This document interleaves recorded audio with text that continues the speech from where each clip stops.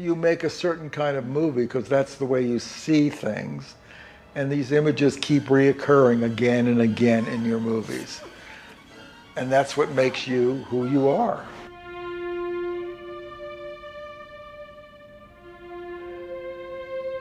People talk about Hitchcock all the time, you know, being so influential.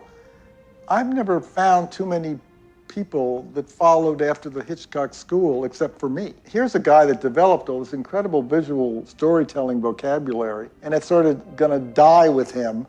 And I was like the one practitioner that took up the things that he pioneered and built them into different forms and a style that I was evolving. It's like a whole modern form that he created. Having studied a lot of directors and have lived now to practically being 70, you see that your creative periods are in, most directors are in when they're 30s, their 40s, and their 50s. And obviously, they can go on and make another 20 movies or 10 movies, but you'll probably only be talking about those movies they made in their 30s, their 40s, and their 50s.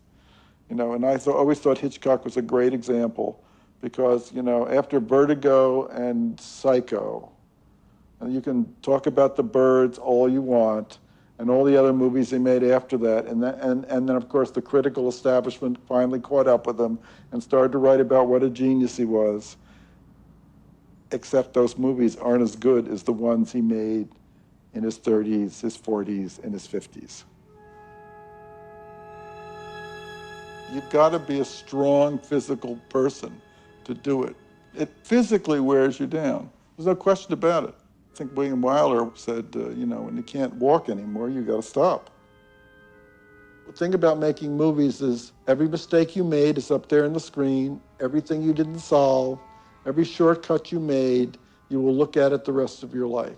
So it's like a record of the things that you didn't finish, basically. People in your life can be threatened by your intense concentration, your complete immersion in what you're doing. My True Wife is my movie, not you. But now we come to a period that I call the battle for identity. Lies my grandma told me. Yeah, superstitious devices. Lies my grandma told me. What? Urban mythological rules and bubble mice. Yeah.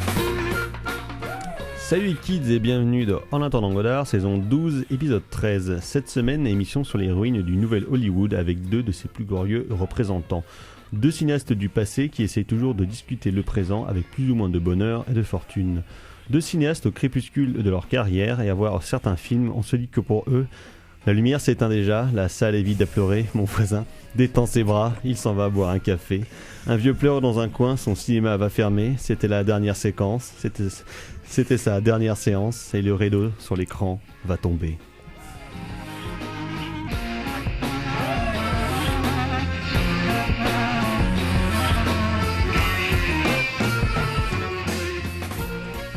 Et oui, vous êtes bien dans En attendant Godard, l'émission de cinéma qui est mieux que les autres. Et donc au programme ce soir, vous l'aurez peut-être compris, puisqu'on parlera de ce qui reste du nouvel Hollywood, car nous parlerons de The Irishman, nouveau film de Martin Scorsese, diffusé sur Netflix depuis mercredi dernier. Son film fleuve de 3h30 sur la mafia irlandaise, italienne et Jimmy Hoffa. Et après, enfin, nous parlerons du dernier long métrage en date de Brian De Palma, Domino, la guerre silencieuse en français, juste Domino à l'international, sorti directement en DVD, Blu-ray et vidéo un peu partout dans le monde, et en France c'était à la mi-octobre dernier. Pour parler de ce jeu, programme autour de cette table, il y a bien évidemment la fine fleur de la critique du Grand Ouest, il y a le Dr Erwan. Bonsoir docteur. Bonsoir. Il y a carrément Fleuret. Bonsoir Thibaut. Salut Thomas, salut à tous. Il y a maîtresse Carla. Bonsoir Carla. Bonsoir. À la mise en son de cette émission, bien évidemment, il y a l'homme le mieux sapé de cette émission, parce qu'il a un très très beau manteau, c'est Gal. Bonsoir Gal. Merci, mais on se reconnaît entre mélomane et homme qui s'habille bien. Merci. Et il nous rejoindra tout à l'heure, puisque donc nous allons parler de Brian De Palma, donc il ne pouvait pas ne pas être là. C'est Simon Danilou, dit l'ancien ancien qui va nous rejoindre tout à l'heure. Il est légèrement à la bourre car cette semaine il remplace donc Erwan qui d'habitude arrive en retard. Ouais.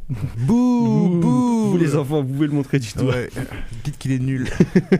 Avant de passer, Ça donc, se fait pas d'arriver en retard, Ouais, comme dirait Jimmy Hoffa. Ouais, c'est vachement. Oui, c'est vrai. J'ai jamais attendu plus exactement. de 10 minutes une personne dans ma vie. Un quart d'heure. Ouais, 10 minutes. Maximum. Ça se discute, Ok. ça se discute. Donc avant de passer à la section critique de cette émission, les agendas, ce soir à Cinémaniacs, c'est la dernière séance du semestre et ce sera un des chefs-d'œuvre de René Laloux, La Planète Sauvage, qui est son premier long métrage qu'il a réalisé. Il en a Ouais, réalisé un bon 3. film stoner. Ouais, c'est super bien. Et bien défoncé aussi. Pas en préféré, personnellement je préfère Gandhar. Non, oui, il y a une super bien, musique mais- de Goraguer qui est vraiment, ce qui a été multisamplé. Très très beau par Monzé film. Pardo. Et demain au tambour, c'est aussi donc la dernière séance du semestre avec une thématique dans ma peau, avec à 18h Priscilla folle du désert et à 20h30 Boys Don't Cry. Ouais, qui sont bien tous. Boys Don't Cry, ce qu'il faut quand on connaît Thibaut. Ok. Ouais. Alors agenda national. Préparez-vous au private joke Ouais. dans les prochains mois. hein. Ouais, oui. C'est con. Il y a des chances. Pas grand chose à se mettre sous la dent, mais de toute façon, on ne parlera probablement pas des films qui sortent là. Il y a un film d'animation, La Famille Adams. Avec en VF la voix de Kev Adams. Ah, Voilà. qui joue Gomez. Et ouais. Ah ouais. Ouais. Ah d'accord. Et sur les affiches, sur les abribus, ils mettent bien en valeur les dés pour bien montrer que c'est Kev Adams avec un dé. Et par rapport à la famille Adams avec 2 dés. Eh bah bon. Voilà. Et tout ça c'est en putain, je et tout ça c'est- comprends. et tout ça c'est en 3D. Ah. Voilà. Donc c'est un film de dés. C'est un film de dés. Voilà. Ouais bah ça donne. Ça envie. sera 100 watts. Sinon, il y a la suite du Jumanji avec Jack Black et The Rock qui s'appelle Jumanji Next Level de Jake Kasdan qui est quand même tombé bien bas après avoir pondu un chef-d'œuvre en 2007 qui s'appelle Work Hard, on le rappelle, qui est un très très grand film. Donc là voilà, pour si vous intéresse, si vous avez des mioches. Autant regarder la version de Joe Johnson avec Robin Williams, qui est Voilà. franchement cool. Sinon, il y a un nouveau film de Dominique Moll, Seules les bêtes. Ah tiens. Voilà, ça a l'air d'être intriguant. Ah oui. Sinon, il y a le nouveau long métrage en tant que metteur en scène. Il joue dedans aussi d'ailleurs de Edward Norton qui s'appelle Brooklyn Affairs et apparemment c'est assez chouette dans une veine un peu Ah oui, un peu LA film noir. Confidential, Ouais, voilà, film c'est ça. noir, film fatale, Ah ouais. ce genre de choses. Et sinon, donc, car je sais que vous faites grand cas de l'amour et de l'amitié, il y a Le meilleur reste à venir avec Fabrice Lucchini et Patrick Bruel, le nouveau film des réalisateurs du Prénom, avec le même Patrick Bruel il y a plusieurs années. Mhm. Voilà, une belle La histoire tête de d'amitié. Thibaut. Bah non, mais Thibaut, je pense qu'il a peur d'aller le voir parce que ça faire un trop plein d'émotions. J'ai vu le prénom, hein. Oui, c'est. C'est pas bien. Non, bah non. C'est pas celui qui se passe pendant 39-45 où il joue un gymnaste là Non, c'est Non. celui où il doit choisir le prénom d'un gamin et Et puis ça se passe pas bien. Et Ouais. spoiler, il s'appelle Adolphe. c'est excellent. Ah oui, c'est vrai. Eh oui. Bref. Voilà, donc ce sont les sorties de la semaine. Mais la semaine prochaine, donc, nous parlerons notamment d'un livre paru chez Post Édition consacré au cinéaste Richard Linklater, cinéaste du moment. Et nous parlerons de son dernier métrage aussi qui est paru sur Amazon Prime, je crois, Where'd You Go Bernadette avec Cate Blanchett. Donc voilà, c'est quand même d'un autre niveau tout ça. Ouais, un peu de cinéma quand même. Exactement. On va passer à la section critique de cette émission pour aller du côté de chez Martin Scorsese qui retravaille son cinéma mais aussi celui des autres et notamment le Crisby.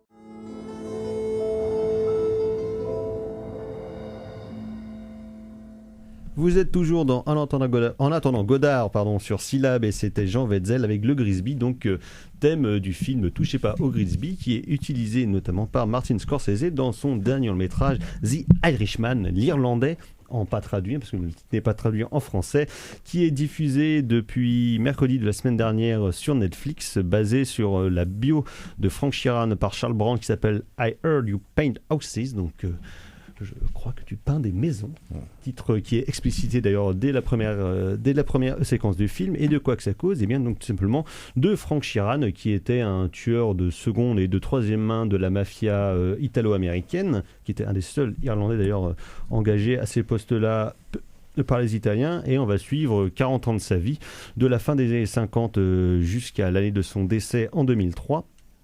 Et Frank Sheeran qui donc entrera dans le petit cercle de la famille Buffalino, et en gravissant, on va dire, plus ou moins les échelons du crime, en tuant un sacré paquet de marlots, il sera affecté à la protection de Jimmy Hoffa, qui était le patron des Teamsters, le syndicat des camionneurs américains, qui est un des plus gros syndicats de travailleurs aux États-Unis et qui a été très vite, on va dire, infesté et infecté par la mafia.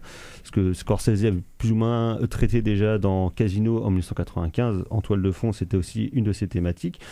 Et donc là, le film est vu, conçu et perçu de toute façon de manière logique, un peu comme un film testament, on va dire, de la part de Martin Scorsese et de ses équipes, bien que ce ne sera pas son dernier film, puisque normalement il entre en tournage à la fin de l'année pour un nouveau film avec Robert De Niro et Leonardo DiCaprio. Donc voilà, encore sur l'histoire... sur la création du FBI suite à une série de meurtres sur des Indiens en 1920 dans la montagne. D'accord. Pourquoi pas. Donc, mais qui est quand même vécu comme un film au testament, puisque donc Scorsese va retravailler des figures connues de son cinéma, notamment donc la figure du truand et puis de la mafia, en faisant appel à ces acteurs qui ont fait sa gloire. Donc Robert De Niro, avec qui il n'a pas tourné depuis Casino en 1995, avec Joe Pesci, avec qui il avait tourné 2 fois, avec Harvey Keitel qui l'accompagnait depuis ses débuts, qui est ici un très court rôle dans le film, et donc surtout pour la première fois il va tourner avec Al Pacino, dont les routes de cinéma ne s'étaient jamais croisées de manière assez surprenante d'ailleurs depuis 40 ans.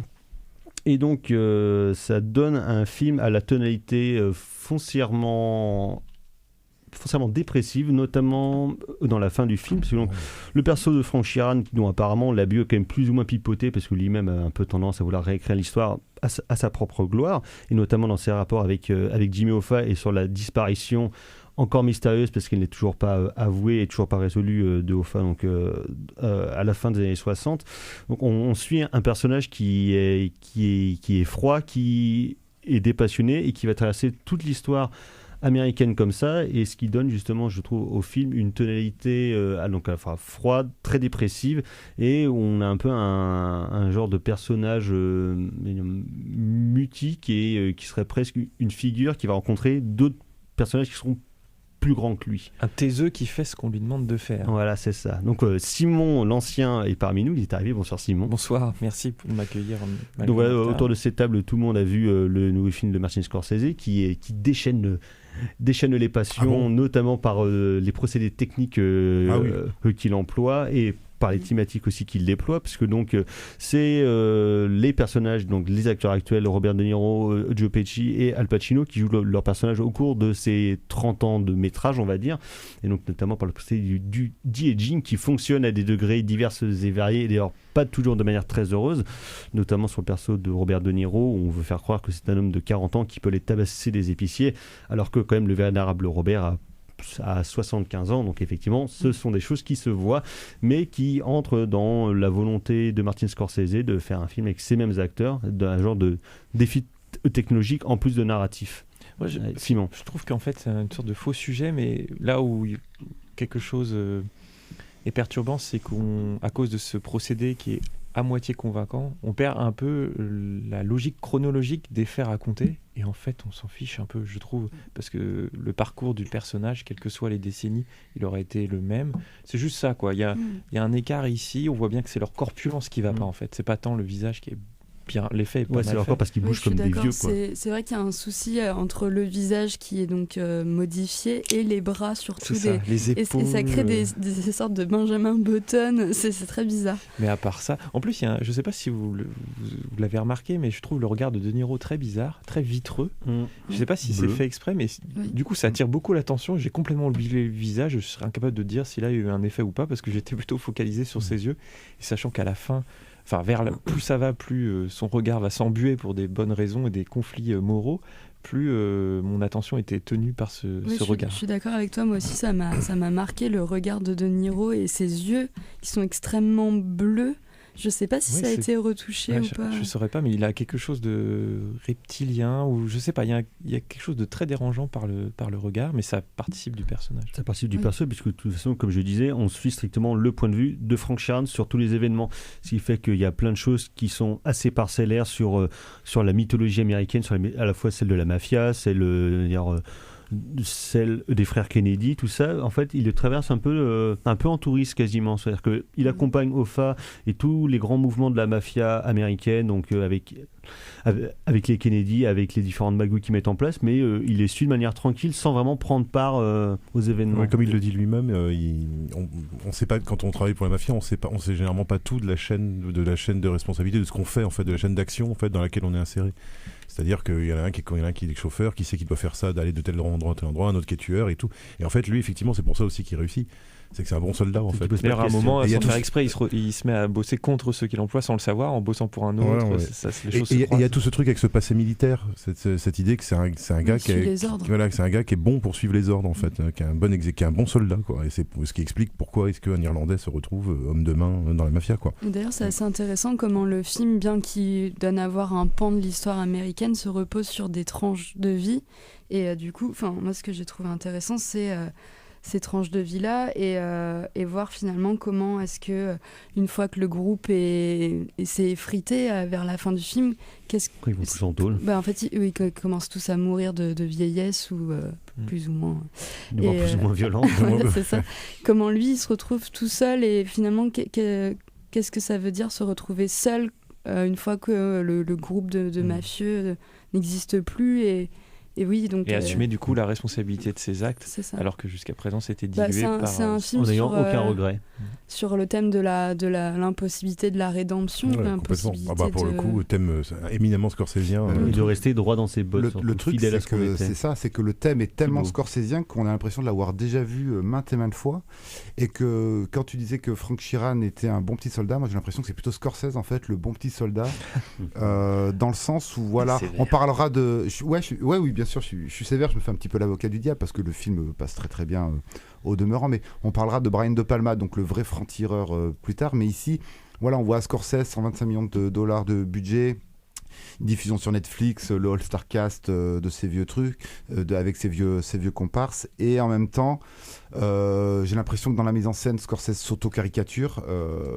J'ai l'impression que la photo est un peu terne. Est-ce que ça a à voir avec un certain cahier des charges de Netflix, je pense. Voilà. Et en termes de thématique, on a déjà vu ça. Il a traité de manière ce thème de l'impossibilité d'une rédemption. Par exemple, dans Casino, c'est beaucoup plus intéressant dans Casino, et Casino à 30 ans. Quoi. Après, il y a une logique, quoi. C'est que c'est quand même toujours produit par comment il s'appelle, Mitch Pileggi, qui était celui qui avait écrit Les Affranchis. Voilà, on retrouve Irving Winkler à la prod. Enfin voilà, on sent qu'on est aussi dans un. Steve Zayan au scénario. Contrairement au Loup de New York, c'est pas un film. C'est pas du tout un film, à mon avis, où Scorsese essaie de nous dire attention, je pèse encore. Je pense que c'est un film où il boucle la boucle. Oui, c'est ça qui est intéressant. C'est ce que j'ai marqué. Il va jusqu'au bout de Casino et des Affranchis, parce que Les Affranchis se terminent comment ? C'est un mafieux d'origine irlandaise qui se retrouve protection, qui se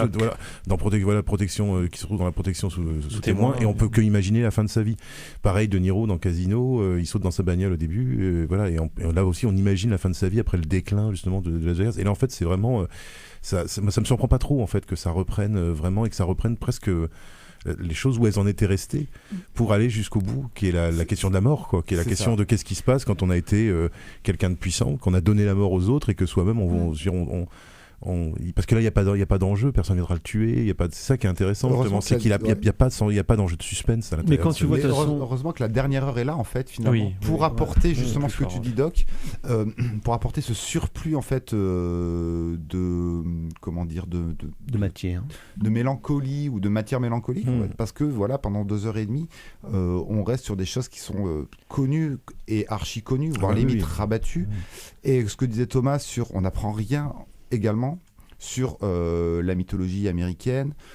Si on veut parler un petit peu du triptyque Kennedy, Mafia, Hoffa, autant lire un bouquin de James Ellroy. Non, mais par contre, je trouve que la question du point de vue est intéressante, moi je trouve.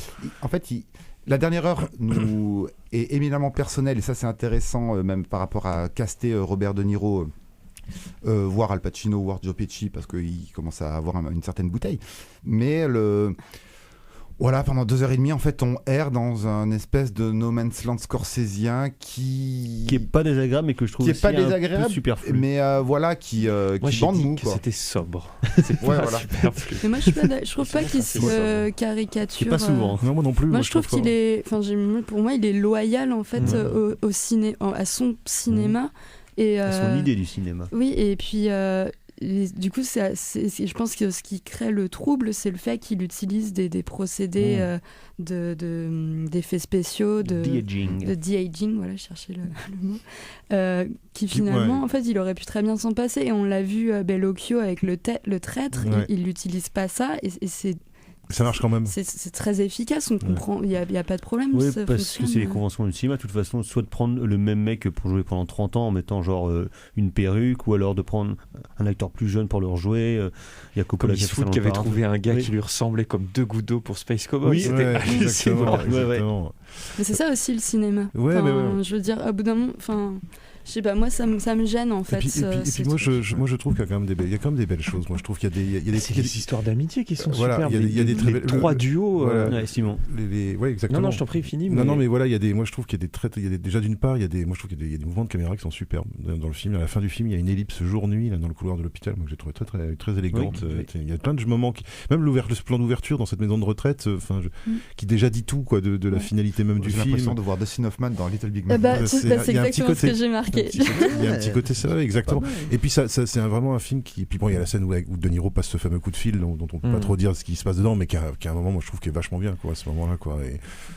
Effectivement, c'est l'autre séquence à laquelle je pensais, mais le moment qui m'a le plus marqué, c'est cette grande soirée de remise d'un prix à Chiran, et ces 3 dialogues qui se suivent. Donc on a un jeu comme ça avec les 3 possibilités, donc Pesci Pacino, Pesci De Niro Pacino, et puis les infos passent de l'un à l'autre. Tu dois dire à un tel ceci, tu dois dire à tel autre cela. Et là, il y a 3 sommets dans la carrière de chacun. Parce que, c'est ça dans qu'on les oublie. échanges, dans tout ce qu'ils font passer par le regard, les phrases répétées. C'est traduit en français. Les jeux sont faits, mais c'est encore plus subtil en anglais. This is what it is, ou quelque chose comme ça.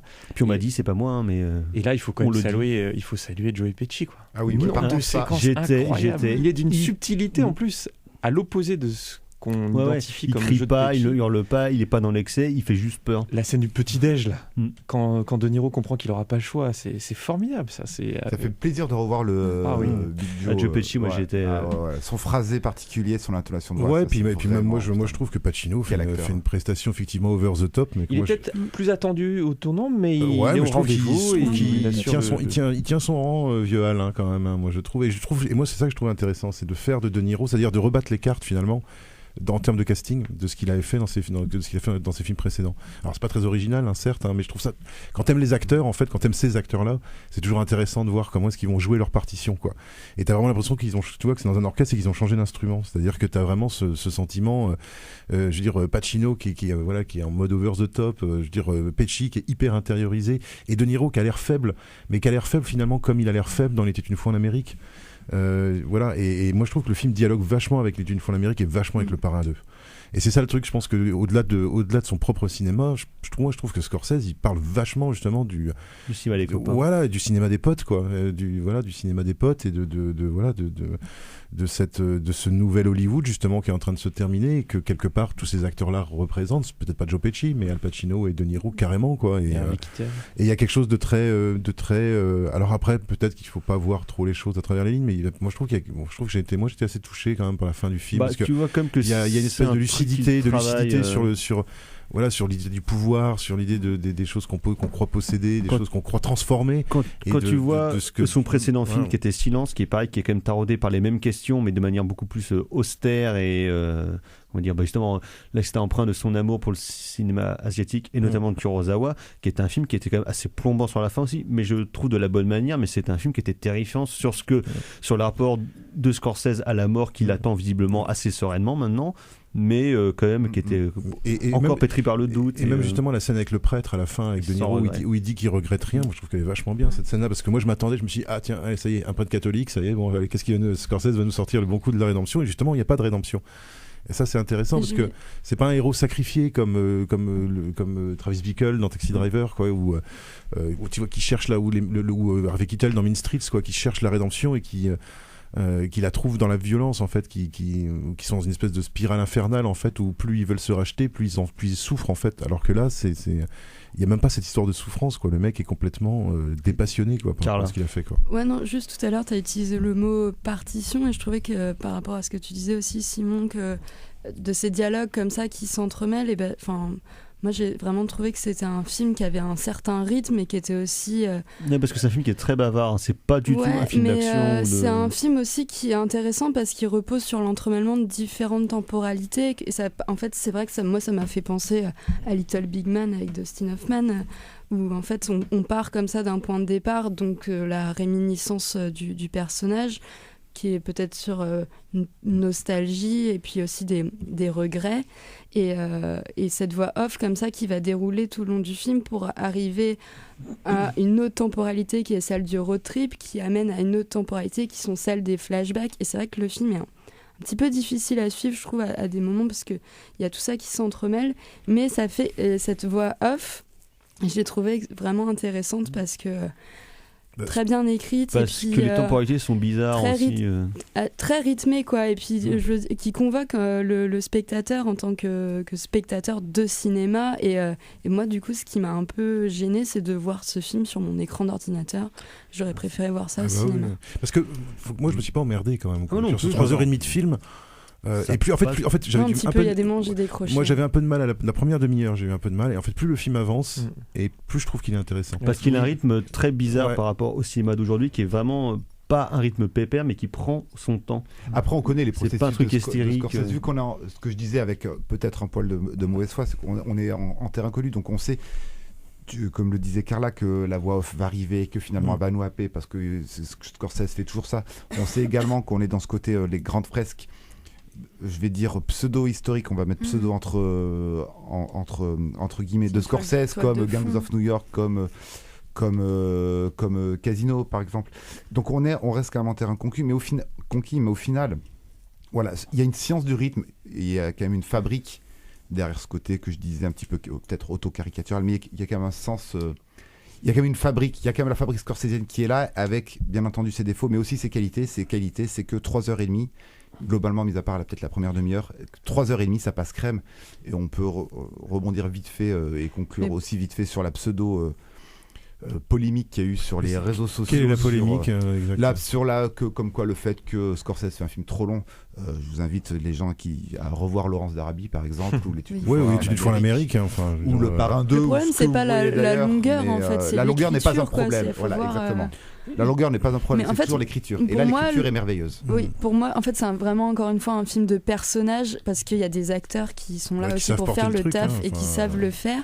Mais pour moi, le film, il commence au moment où le personnage de Al Pacino arrive, où Jimmy Hoffa c'est vraiment pour moi, c'est le centre de gravité du film, avec tout ce que contient le film, tous ces thèmes de loyauté, de traîtrise, de rédemption, d'amitié, de regret.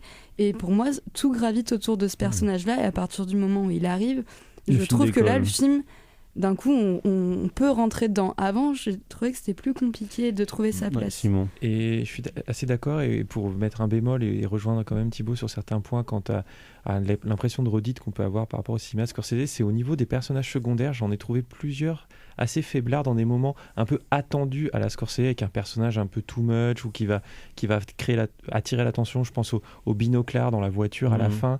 Ça arrive un peu tardivement, je trouve que ça dévie un peu de l'attention principale. Même si c'est le but, c'est pour créer quand même justement une perturbation dans l'obsession de De Niro à ce moment-là. Mais ça m'a un peu gêné, où je pense par ailleurs un comédien américain que j'aime beaucoup, mais qui faisait son premier rôle, je crois, Sébastien Maniscalco, qui fait un jeune mafieux qui se fait tuer par De Niro dans un restaurant avec sa famille.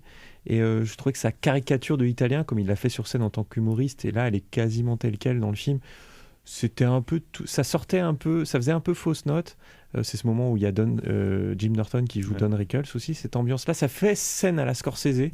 On se croit dans les cafés-théâtres des affranchis, mais il n'y a pas trop de souffle, ça fait un peu plus caricatural. Donc j'étais très content de retrouver assez vite Pacino, Pesci, De Niro, où là il y avait des enjeux moraux liés au jusqu'au boutisme du personnage de Pacino, à l'amitié qui peut se tenir ou pas réellement jusqu'au bout, aux engagements, qui étaient beaucoup plus passionnants à suivre, je trouve. Moi, c'est le personnage de la fille aussi de Sharon, que j'ai beaucoup aimé, dans le sens qu'en fait c'est un peu l'antagoniste de son père, quoi. Enfin, elle a le regard. C'est l'œil de Caïn. Voilà, elle a un regard sur. Lui, il est obligé d'accomplir des actes et des gestes qui, en fait, l'enlisent. Il s'enlise là-dedans. Et elle a ce regard tout au long du film qui est présent et qui, finalement, à la fin, prend tout son sens quand il se retrouve seul et qu'elle veut plus le voir. C'est la seule en plus qui fait pas comme les autres femmes de mafieux ou filles de mafieux, c'est-à-dire qu'elle regarde pas ailleurs, quoi. Elle le regarde dans les yeux, quoi. Et ce refus de détourner le regard fait qu'elle, on sait qu'elle sera jamais et le rôle est d'autant plus intéressant que le personnage ne parle quasiment pas. C'est-à-dire qu'elle est là assez souvent, elle est évoquée, mais elle ne parle pas, ce qui justement renforce le poids de la culpabilité sur le perso de Sheeran. Et justement sur la fin du film, moi, ce qui m'a un peu j'ai trouvé très belle, mais je n'ai pas eu d'émotion, justement. J'ai pas été si touché que ça par la destinée du personnage. Non, parce que c'est pas un personnage très aimable. Tout simplement, je pense que dans tous ces films, il y a quand même plein de persos qui sont je trouve que ce qui est émouvant, c'est le maturité. Hein. Pardon, mais je suis d'accord avec toi. C'est le pathétique du personnage, justement, c'est que il y a plus aucun. Quand le dernier plan, pour moi, avec cette porte entrouverte et cet homme derrière, c'est à la fois il n'y a plus de romantisme et c'est l'antithèse du dernier plan du premier parrain où on voit la porte se refermer sur Pacino et qui avec des gars qui lui baisent la main où il est à l'ascension de son pouvoir, et là on voit ce que ça finit par donner. Le film il n'y a pas lieu d'avoir d'empathie pour ces personnages ni d'émotion. Et c'est un signe de maturité chez Scorsese, parce qu'il restait quand même un problème devant le clinquant c'est pas cool comme quoi dans Les Affranchis. Exactement. On l'aimait quand même, quoi. C'était et là c'est pas cool, un mec violent, mais même le montage est plus lent. Il y a pas d'empathie. Voilà. Et c'est pas aussi rock'n'roll que le montage, je trouve, notamment en termes d'utilisation de la musique. C'est pas aussi rock'n'roll. Il n'y a pas ce côté années 60 cool. Je trouve que là-dessus, pour le coup, il rejoint un petit peu ce que dit Brian De Palma, le passage qu'on a passé en intro de cette émission, où il dit que justement sur l'écran, toutes les erreurs que tu as fait, les merdes de montage, les problèmes de rythme et tout machin, tous les trucs sont sur l'écran, et donc finalement c'est toi, et de toute façon t'as pas le choix, ça va vivre pour toute l'éternité, donc de toute façon t'assumes et tu fais avec, quoi. Et que peut-être que c'est nul, peut-être que c'est moche, mais bon, c'est pas grave parce que c'est toi, quoi.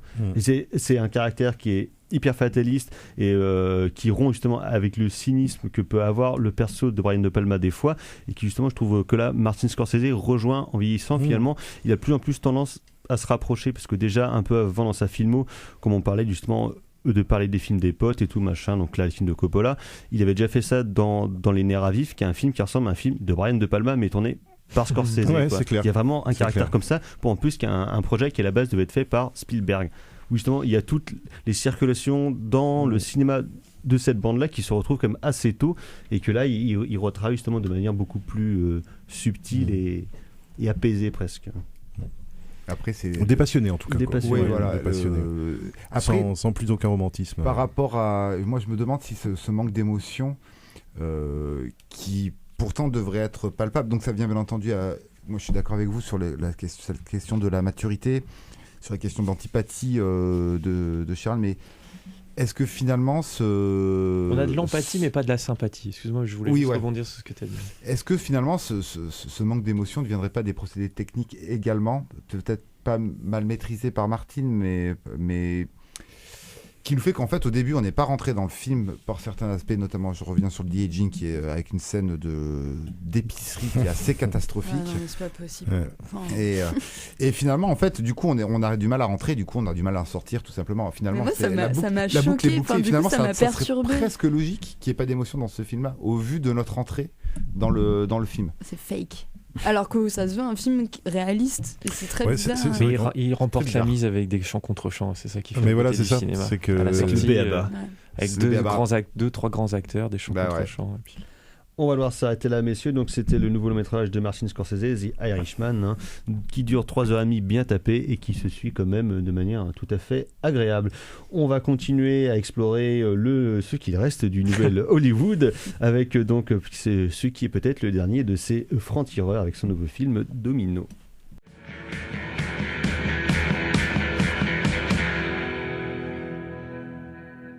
Vous êtes toujours En attendant Godard sur Syllab, et c'était les Cramps avec la chanson Domino. Car de Domino, il va en être question dès à présent avec le nouveau long métrage de Brian De Palma, Domino, la guerre silencieuse en français, qui nous appelleront juste Domino. Donc, pour pas le confondre avec le Tony Scott, je pense. Oui, film sorti cette année directement en VOD et vidéo un peu partout dans le monde, et en France c'était il y a 1 mois et demi, donc c'était à la mi-octobre, qui est un film compliqué, parce que Brian De Palma n'avait pas fait de long métrage depuis Passion en 2011 ou 2012, je crois, donc ça remonte déjà un petit moment. Mais bon, de toute façon, depuis 20 ans, Brian De Palma a toujours du mal à monter ses films, qui est une coprode européenne entre beaucoup de compagnies, je crois qu'il y en a au moins une quinzaine au générique, une coproduction entre le Danemark, la France, l'Espagne, l'Italie, la Belgique et les Pays-Bas. Et distribué par Saban Film quand même, Power Rangers, merde. C'est le producteur israélien de Power Rangers. Voilà. Ça dit tout, c'est bon signe. Bref, un cinéma international qui a connu une production très très compliquée, parce que le film a été tourné en une trentaine de jours, mais étalé sur plusieurs mois d'après De Palma, parce qu'il a passé beaucoup de journées à attendre dans des bureaux qu'on lui file de l'argent. Dans sa chambre d'hôtel aussi, apparemment. Pour qu'il puisse continuer à tourner, ce qui justement donne ce film au caractère visiblement fauché, qui a connu beaucoup de réécritures, notamment le climax du film, voire par certains côtés assez contraints, et on pourrait croire que c'est un film assez triste de la part de Brian De Palma. C'est vrai que ça désarçonne un petit peu de voir cette facture esthétique très cheap dont on a quand même plus trop l'habitude chez lui, y compris dans Passion, que moi je trouve est toujours un excellent film. Grâce à la prod aussi de Saïd Ben Saïd qui assure derrière. Mais sous ces aspects justement de film un peu cheapous, écrit à la va comme je te pousse et interprété de manière aléatoire, on va dire, pour le moins, je trouve qu'il y a quand même des choses dedans qui sont absolument merveilleuses. Et de quoi que ça parle, eh bien c'est un plot tout con. Un jour, deux flics vont enquêter sur un problème de voisinage. Pas de bol, t'as un des flics qui se fait buter, et donc l'autre flic va enquêter sur l'affaire, et là il va découvrir que le tueur est en fait plus ou moins lié avec les terroristes de l'État islamique. Il n'est pas lié, il les recherche pour les buter. Oui, voilà, il est poussé même par la CIA. Il est poussé par la CIA, interprété par Guy Pearce. Ah, par ce bel enculé de Guy Pearce, qui est très bien dans le film. Et donc voilà, donc évidemment ça fait pataquès, embroglio plus ou moins politique, mais surtout lâchement mené. Et donc sous ces prétextes de films politiques justement écrits de manière un peu plate, il y a une imagerie que Brian De Palma va convoquer, qui serait assez, on va dire, fidèle à son cinéma et à des thématiques qu'il a déjà mis en œuvre et mis en branle, donc sur la thématique de l'image, sur la question des médias. Mais là je trouve d'une manière assez surprenante, je sais qu'on en avait parlé avec Simon quand le film était sorti il y a quelques mois, c'est-à-dire qu'il emmène son film sur le terrain de son film de 2007 qui était Redacted, son film sur la guerre d'Irak, et qui est, je trouve, assez surprenante là-dedans. Simon. Oui, effectivement, il se confronte frontalement aux images de Daesh, en fait, à ces images d'exécution, de décapitation, d'attentats dans des lieux publics. Et je m'y attendais pas de façon aussi frontale, même si Redacted avait préparé le terrain. En fait, on sent que ça travaille de pas mal, se dire qu'il y a des individus de par le monde qui utilisent le même outil que lui pour faire cela. Comment je peux continuer à faire du cinéma par rapport à ça ? Et il le saisit à bras le corps, il met les mains dans le cambouis. C'est un peu déséquilibré. Je pense qu'à la fin, il y a une séquence qui est probablement un rajout de producteur qui est de très mauvais goût, on va dire, puisque ça finit sur une fin spectaculaire qui est en fait un attentat. Donc c'est assez étrange, mais je vais laisser ça de côté vraiment pour focaliser sur l'impact qu'ont les images dans le film sur les personnages, et comment ça sert même d'essence au récit, hein, avec un personnage qui se remonte quasiment à bloc pour aller tuer quelqu'un en regardant des images d'exécution. Enfin, c'est assez étonnant. Et je trouve que là, De Palma continue à entretenir un rapport assez éthique à la question, parce que même si je vais sûrement aller un peu loin en termes d'interprétation, il y a quelque chose qui m'a frappé dans Redacted, c'est qu'on avait des individus qui se filmaient tout le temps, et notamment les soldats qui se filmaient et qui, dès le début du film, disent la phrase des exégètes de Palma par excellence, c'est: à force de tout le temps se filmer, il y a une chose qui disparaît, c'est la vérité. On va pas savoir pourquoi on fait la guerre et tout ça. Et il y avait un doute là, parce que si le personnage en est si conscient, c'est que ça doit pas être ça la vraie raison, le vrai problème. Et d'où la phrase qu'on peut citer de Rudyard Kipling, l'auteur du livre de la jungle, qui dit... c'est une phrase de Kipling: la première victime à la guerre, c'est la vérité. Et j'ai l'impression qu'en fait la question elle s'est déplacée chez De Palma, parce que si les personnages en sont aussi conscients, c'est que c'est pas réellement ça. Ce qui s'est déplacé de plus en plus, c'est pas le rapport à la vérité, c'est le rapport à la réalité. C'est tout simple, quoi. À force de se mettre tout le temps en scène, même dans une situation de conflit comme le font les soldats, ils ont plus trop conscience du danger physique qu'ils encourent. Et dans Redacted, on avait des décapitations, on avait des exactions terribles commises sur les corps, qui étaient tout le temps aussi travaillés par l'image numérique, la pixelisation, les volets de transition qui n'arrêtaient pas de les hacher menus. Et là, ce qui m'intéresse, enfin ce que je trouve particulièrement intéressant dans Domino, malgré ses faiblesses évidentes, c'est notamment cette séquence finale lors d'une corrida, où on a affaire à des terroristes qui sont plus obsédés par l'image qu'ils vont donner de leur attentat que de la réussite de l'attentat eux-mêmes. Et qui sont totalement, et c'est ce que De Palma nous montre avec des plans frontaux et des regards caméra indirects, si on peut dire, des personnages qui regardent face à eux l'écran de ce qu'ils contrôlent ou l'attentat qu'ils visent à commettre, et qui donc nous regardent, nous, dans la caméra qui est placée face à eux, et qui sont complètement obnubilés, hypnotisés par la propre idée d'image qu'ils vont produire de l'horreur qu'ils s'apprêtent à commettre, et qui ne voient pas ce qui se passe juste à côté d'eux, le type qui arrive par derrière et qui va les arrêter, ou le client qui vient acheter à boire auprès d'un terroriste qui, lui, qui s'est déguisé en vendeur de confiserie dans un lieu public, et qui n'arrive pas à contrôler le réel, parce qu'il est trop obsédé par l'image qu'il va produire du réel, ou qu'il va créer dans le réel en partant dans un grand flash de lumière comme il souhaiterait le faire. Donc j'ai trouvé ce déplacement très intéressant. Je ne m'attendais pas du tout à ce que De Palma c'est ce que Jean-Louis Comolli avait plus ou moins commencé à théoriser dans son ouvrage justement sur le cinéma de Daesh, Daesh, le cinéma et la mort. Oui. Ouais, c'est ça, où justement il parlait de la mise en scène, parce que pour le coup il en avait eu beaucoup sur la mise en scène que les techniciens de Daesh mettent en place pour leur cinéma, sur les exécutions, sur les scènes d'action, sur leur montage, qui sont des films qui sont justement montés à l'américaine, un truc hyper fun, hyper vite, et on trouve un peu ça dans une séquence en split screen où justement que je trouve admirable, sur un écran où justement il y a un personnage qui est filmé avec deux caméras, tu as le point de vue de son flingue et une autre caméra qui la filme elle. Et ça convoque vachement l'imaginaire des jeux vidéo. À mort. Oui, et juste je rebondis là-dessus, ce qui est intéressant, c'est que je suis désolé d'un peu divulguer le scénario, mais un drone va jouer un rôle important dans une tentative d'attentat.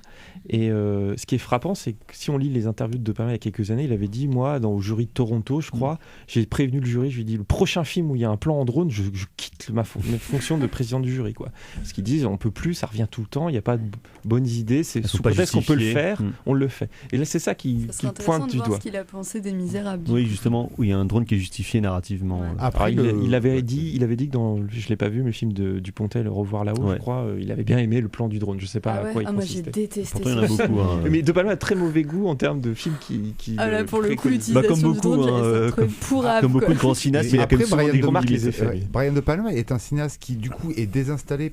En fait, c'est l'antithèse parfaite de The Irishman et Martin Scorsese, parce que De Palma est désinstallé du système, ou plutôt il est peut-être multisystème, parce que il prend prend la thune où elle est.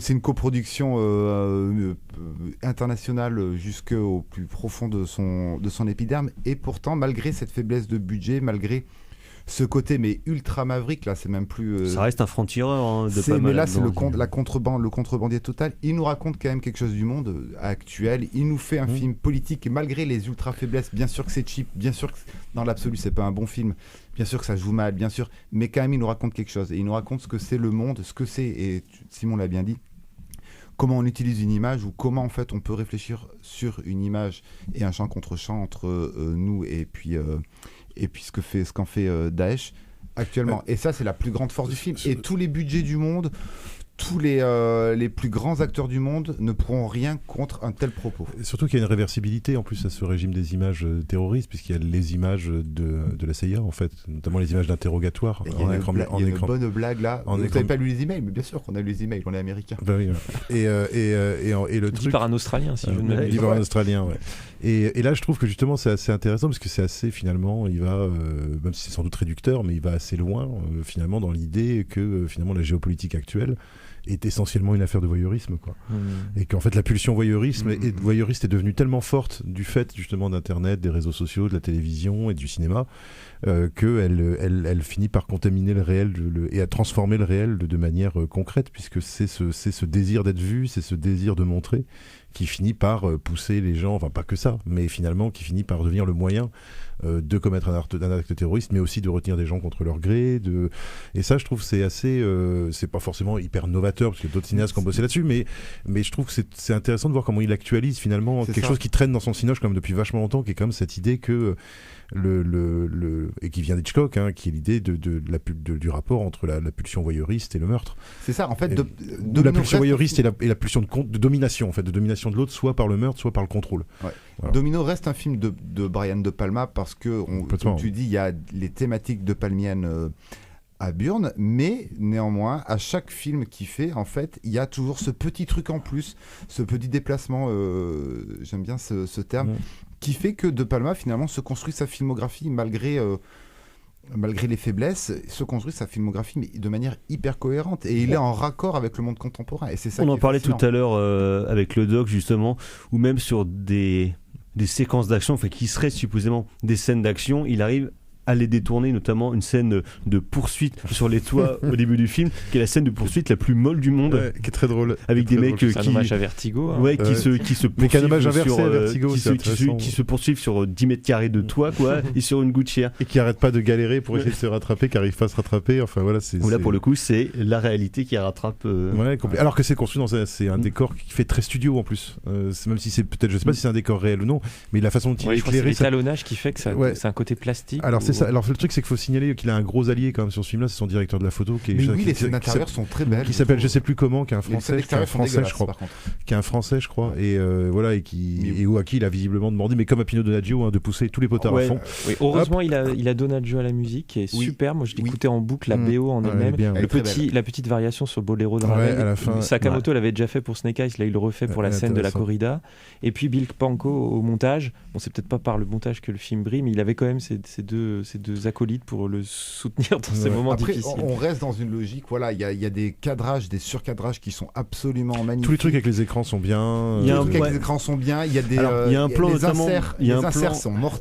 On en a parlé avec Thibaut, mais il y a un plan que je trouve absolument merveilleux quand le personnage de Eric Ebouaney à un moment mate des vidéos de Daesh dans sa voiture. Il y a je crois que c'est un zoom ou un très léger travelling qui recadre où on voit en fait le regard du personnage dans le rétro, et juste en dessous de lui il y a la vidéo de Daesh avec le même regard dans la vidéo, que je trouve un plan absolument magnifique. C'est absolument magnifique. Et comment en fait avec ces inserts il va donner la force à un port USB ou à un flingue, qui va potentiellement le zoom sur le flingue, c'est formidable. Il y a plein de zooms et qui est complété par un dézoom quand il revient dans son appartement et qui repart du même point que le zoom au départ. Le film c'est fait avec 3 francs 6 sous, mais ça pue le cinéma. Ça montre que Cohen Bryan reste le plus grand théoricien de l'image passée ou actuelle, mais qui surtout n'en parle pas mais la montre.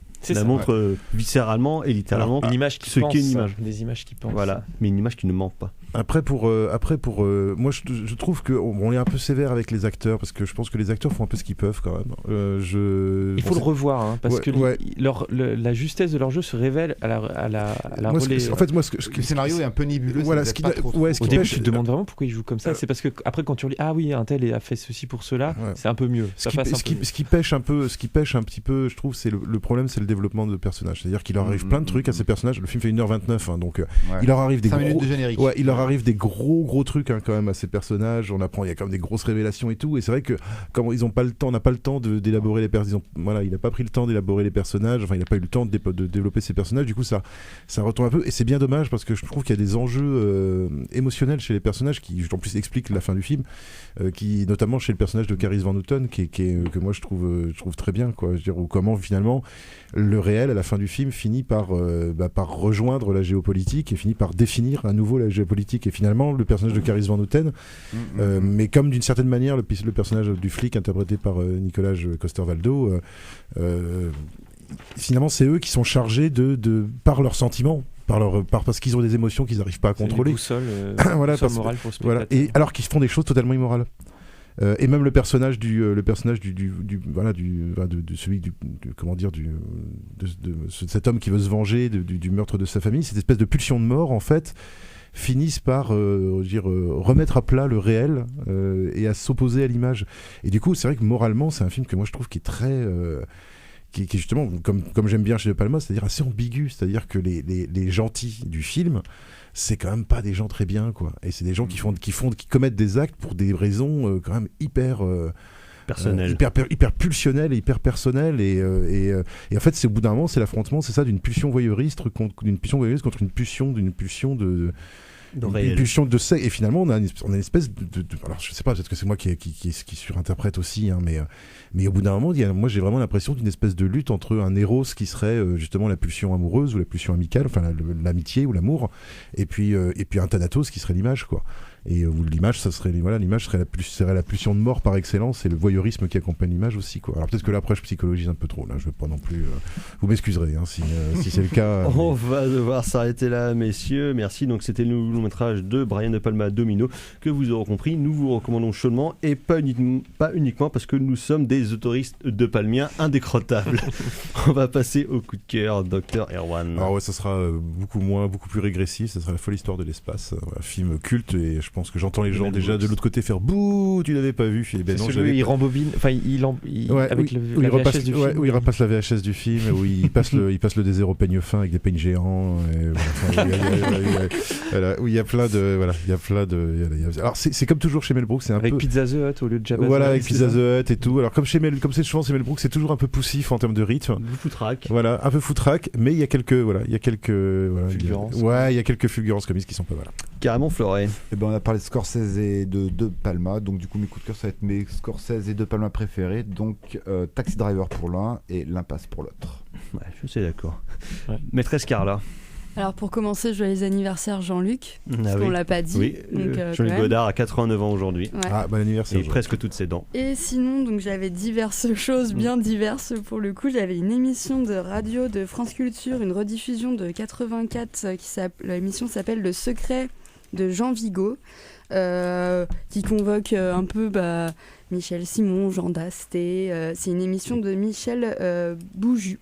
Ah oui, et c'était génial, et en fait c'était tellement bien que je l'ai écouté, en fait je me suis rendu compte que j'aurais pu l'écouter en podcast après, et elle est vraiment bien cette émission. Bref, après ensuite j'ai un bouquin, c'est Les souffrances du jeune Werther de Goethe. C'est pas marrant ça. C'est pas marrant. Non, c'est pas marrant. Donc un roman épistolaire que j'ai lu en italien, pour bien me compliquer l'affaire.